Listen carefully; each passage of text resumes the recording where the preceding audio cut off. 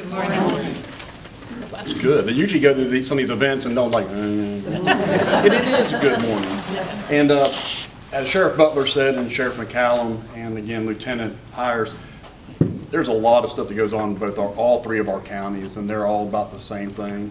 But I want to thank Elder Options for putting this together, because in my opinion, as Sheriff Butler says, we all have our opinions, is the #1 crime prevention, or way to prevent some of these crimes, is to do exactly what you're doing right now.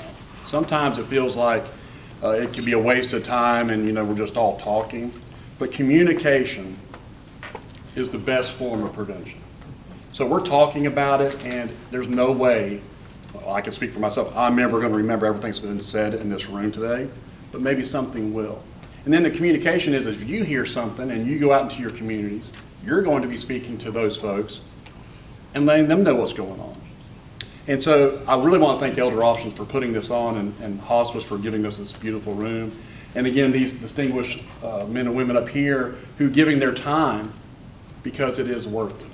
Because I can tell you as a law enforcement officer, and I know I can speak for everybody up here, Captain Anderson, Lieutenant Weatherford, and the Dixie County folks, the State Attorney's Office, nothing irritates us more than when you get a case where some of our vulnerable folks are taken advantage of.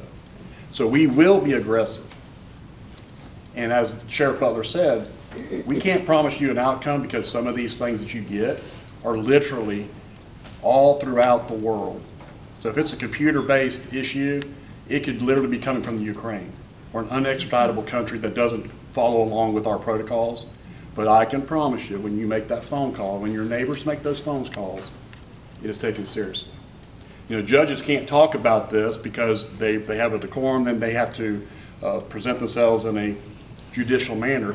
But I can tell you, I know all three of the judges from these counties, and if there's something they can do within the law and the framework, and it's all presented to them and the case is made, I can promise you that they will hold people accountable for their actions when they can. I know that.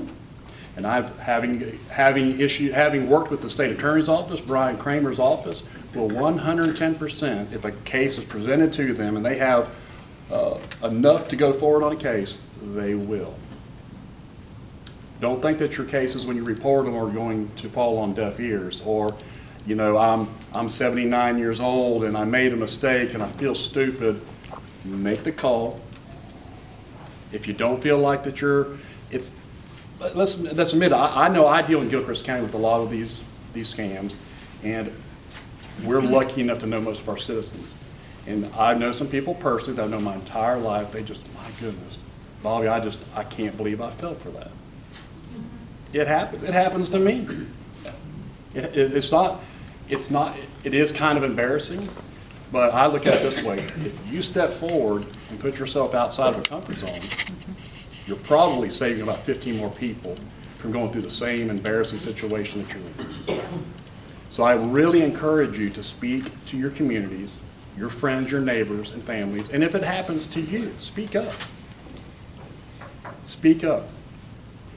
And Lieutenant Hires did a great job on your presentation. Thank you. Sheriff Butler hit on a lot of stuff, and I think they carved out a little bit of time for when the other speakers get done for question and answers, and that'll be the time that there's some specific crimes that you're dealing with or you want to know about. Somebody here should be able to answer it. There's probably 400 or 500 years of experience sitting up here.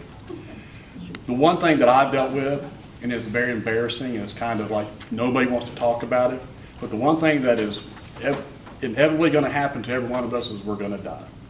It's going to happen.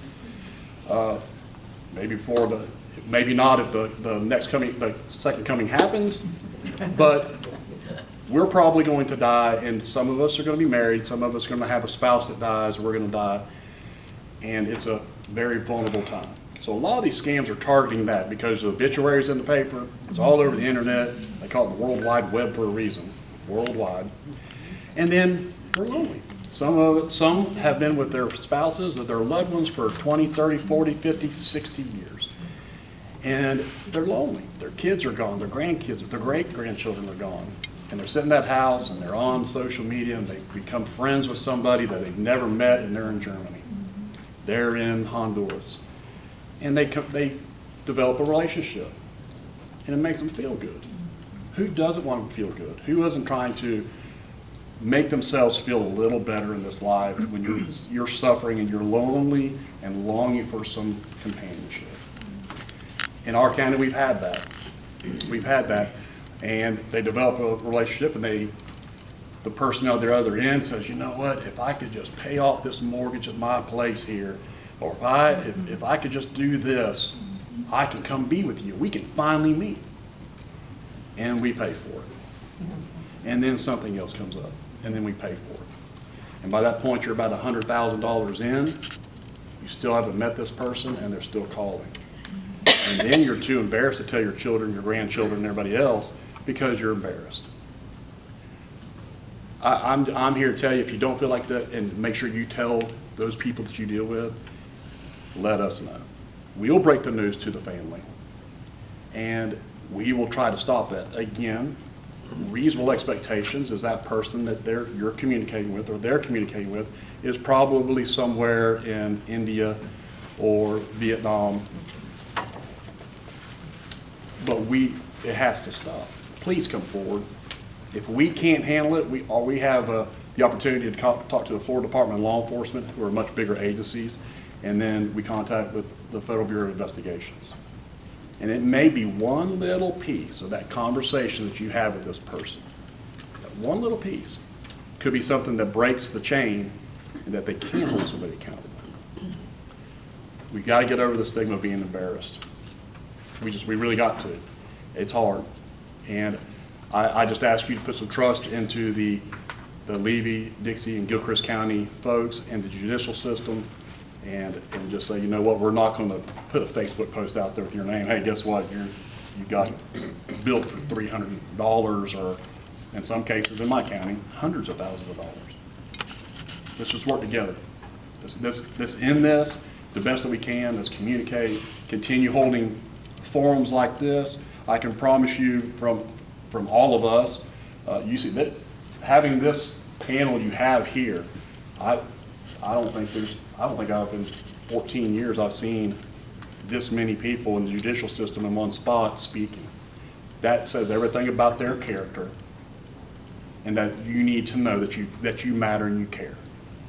With that, thank you. I look forward to answering any questions. If you have anything specifically in Gilchrist County, if you have any questions, Lieutenant Keegan Weatherford's here. He'll be happy to help you out. If you have a case that you've not reported, please go to him. He will help you out, and we'll jump on it.